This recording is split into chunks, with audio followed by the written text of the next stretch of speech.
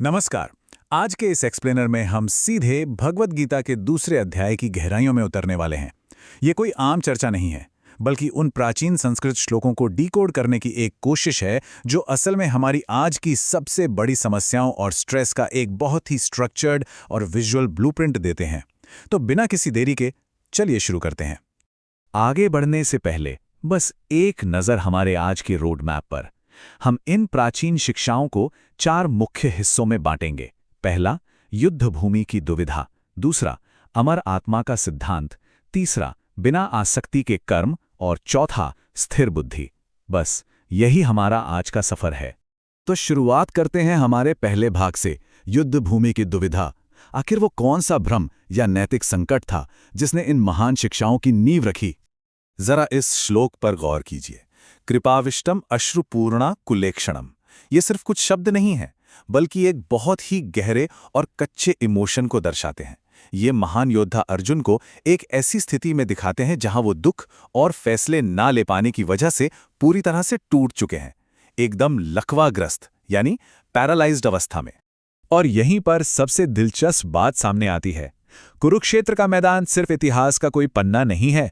अगर ध्यान से देखें तो ये एक सटीक रूपक है, एक मेटाफर है।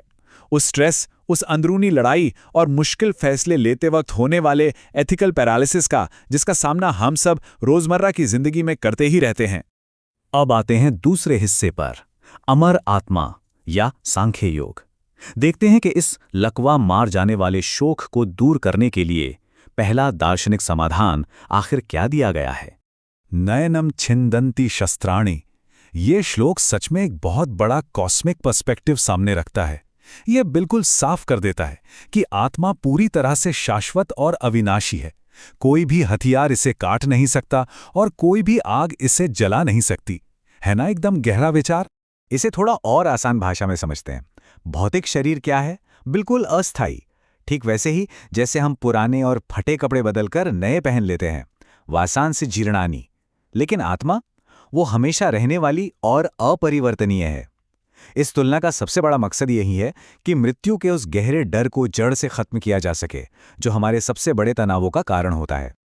अब जब आत्मा का स्वरूप समझ आ गया, तो ध्यान स्वाभाविक रूप से इस बात पर जाता है कि इस भौतिक दुनिया में हमें अपने कर्म कैसे करने चाहिए। और यहीं से एंट्री होती है हमारे तीसरे भाग की, कर्मयोग यानी बिना आसक्ति के कर्तव्य। कर्मण्यधिकारस्ते मा फलेषु कदाचन। शायद गीता का सबसे मशहूर श्लोक।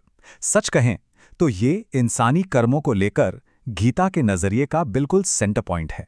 इसका सीधा सा मतलब है, कर्म करने पर तो पूरा अधिकार है, लेकिन उसके नतीजों पर बिल्कुल नहीं। और यहीं से जन्म होता है निष्काम कर्म के सिद्धांत का। इसका मतलब है अपना नैतिक कर्तव्य या स्वधर्म पूरी लगन से निभाना, लेकिन, और ये बहुत बड़ा लेकिन है, परिणामों या रिवॉर्ड से बिल्कुल दूर रहकर, क्योंकि अपनी खुशी को उन नतीजों से बांध लेना जो हमारे कंट्रोल में है ही नहीं, वही तो सारे सांसारिक दुखों की असली जड़ है। अगर इसे आज के चश्मे से देखें तो नतीजों के बजाय सिर्फ अपने काम पर फोकस करना स्ट्रेस मैनेजमेंट का एक बेहतरीन और अचूक तरीका है। जब हम अपने कर्तव्य को नतीजों की चिंता से पूरी तरह अलग कर देते हैं, तो फेल होने का डर हमें रोकता नहीं है। हम बिना किसी दबाव के एकदम स्पष्ट और सही फैसले ले पाते हैं। लेकिन अगर हम ऐसा ना करें तो क्या होगा? ये श्लोक एक एकदम सटीक, स्टेप बाय स्टेप साइकोलॉजिकल गिरावट का नक्शा दिखाते हैं। देखिए, शुरुआत होती है चीजों के बारे में सोचने से, फिर उनसे आसक्ति होती है, आसक्ति से इच्छाएं पैदा होती हैं, इच्छा पूरी ना हो तो गुस्सा आता है, गुस्से से सोचने समझने की ताकत छिन जाती है, और अंत में इंसान की बुद्धि पूरी तरह नष्ट हो जाती है, बिल्कुल एक चेन रिएक्शन की तरह। तो इस इंटेलेक्चुअल रूइन यानी बौद्धिक विनाश से बचा कैसे जाए? इसका जवाब हमें इस अध्याय के आखिरी हिस्से में मिलता है, स्थित प्रज्ञ यानी स्थिर बुद्धि वाला व्यक्ति।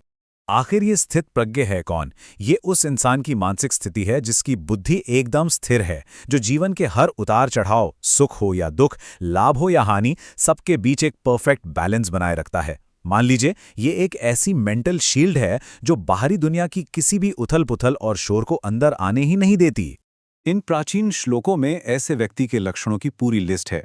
एक ऐसा मन जो डर और गुस्से से पूरी तरह आजाद है, जो न खुशी में उछलता है और न दुख में टूटता है, जिसकी इंद्रियां उसके पूरे कंट्रोल में हैं। सच कहूं तो एक ऐसे इंसान की तस्वीर है जिसकी मानसिक शांति बाहर की चीजों की मोहताज नहीं है, बल्कि उसके खुद के अंदर से पैदा होती है। अब अगर इन सारी बातों को एक साथ रखकर देखें तो तस्वीर बिल्कुल साफ हो जाती है। इच्छाओं से बंधा हुआ मन सिर्फ चिंता और तनाव पैदा करता है, जिससे अंततः बुद्धि का नाश होता है। लेकिन वहीं दूसरी तरफ अगर बुद्धि स्थिर हो और कर्म निष्काम हो तो नतीजे में क्या मिलता है? पूर्ण शांति और एकदम क्रिस्टल क्लियर स्पष्टता। इस एक्सप्लेनर के अंत में एक सवाल जो हम सबको खुद से पूछना चाहिए, क्या स्थिर बुद्धि सच में हमारे सांसारिक कर्मों को पूरी तरह बदल सकती है? जरा सोचिए, अगर हम कर्तव्य और अनासक्ति की इन प्राचीन परिभाषाओं को आज की मॉडर्न लाइफ में उतार लें, तो क्या हमारे रोजमर्रा के तनाव और चुनौतियां एक नए नजरिए से नहीं सुलझ जाएंगे? इसी गहरे विचार के साथ हम इस एक्सप्लेनर को यहीं खत्म करते हैं। हमारे साथ जुड़ने के लिए बहुत बहुत धन्यवाद।